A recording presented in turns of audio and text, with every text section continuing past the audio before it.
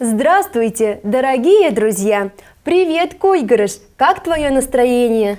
Шумрат, Адаялгат! Шумрат, Кристина! Настроение отличное!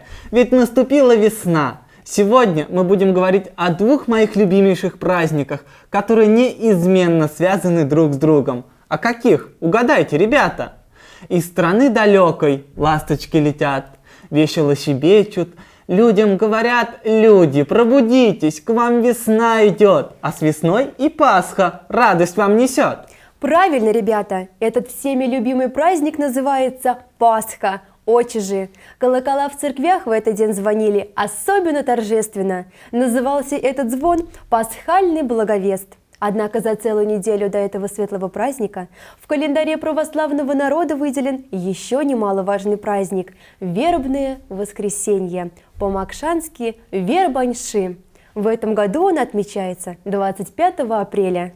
Итак, тема нашего сегодняшнего занятия – Вербаньши и Очижи, Вербное воскресенье и Пасха. Ребята, согласно Евангелию, в день Вербного воскресенья Иисус Христос приехал в город Иерусалим, и народ приветствовал его ветками пальмы. А в России вместо пальмовой ветви заняла верба, так как верба считалась символом жизненной силы. Верба – это здоровье, сила, красота. Кого коснется верба в праздник, тот и будет здоровым, сильным и красивым. В день Вербного воскресенья вербу освящают в храме, потом несут домой. Слегка похлопывают деток поговорками и ставят к иконам, чтобы веточки вербы весь год охраняли нас и напоминали нам о светлом празднике. Ведь празднику Вербного воскресенья рады все. В такой день нельзя сердиться друг на друга, ссориться, а нужно прощать все обиды и заботиться о ближних. Друзья, повторяйте за мной. Как называется верба и части этого дерева на макшанском языке? Верба – верба, вербань-тарат – ветка вербы, вербань-пилькст – вербные сережки, вербань-лопат – листья вербы.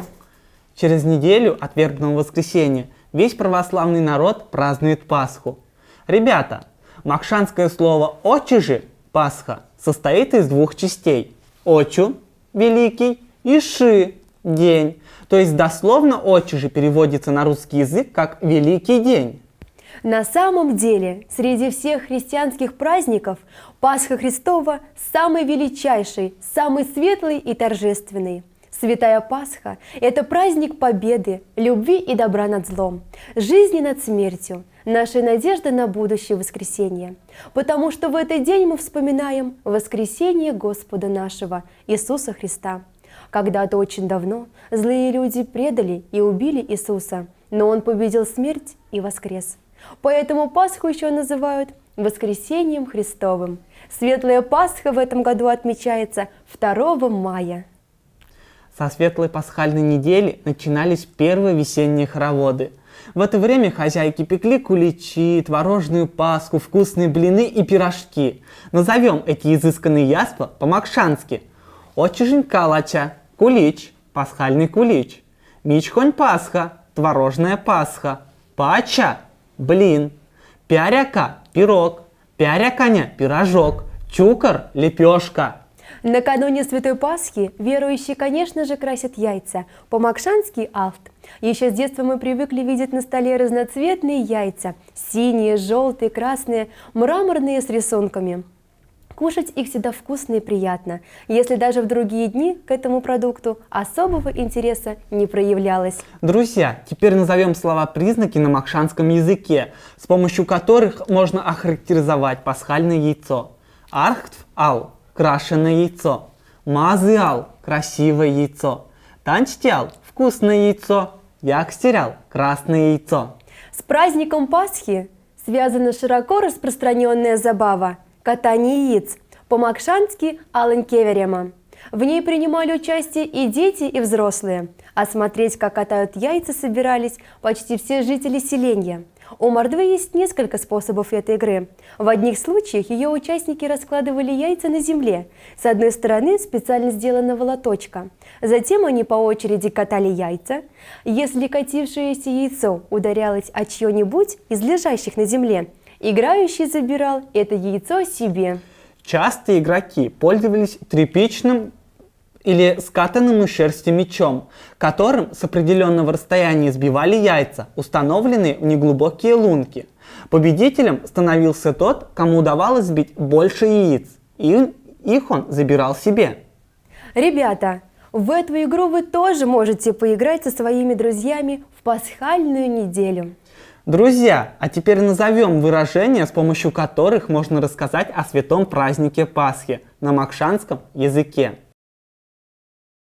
Ребята, повторяйте за мной. Алань кочкама, собирание яиц. Пайганшавама, колокольный звон. Валдакенеркши, светлый праздник. Очи же неделя, пасхальная неделя. Пара ежа Марьяма, хорошее настроение. Ребята, как быстро пролетело время. К сожалению, наш урок уже подошел к концу. Мы надеемся, что он вам понравился, и вы снова посетите наши уроки макшанского языка. А в завершении нашего урока я хотела бы вас поздравить с Днем Вербного Воскресения и Светлой Пасхой на макшанском языке. Очижень и вербаньши Марта, кельгама ялгат, кадакшисная валдап несыкинтель, каддекальдя всёте вакска, оседи сентнай улеза павас и теберь. Со светлой Пасхой и верным воскресением, дорогие друзья! Пусть солнце всегда освещает ваш путь, пусть плохое проходит стороной, на сердце всегда будет счастье и добро. Няя мызын кельгама ялгат. Вася Демазенко!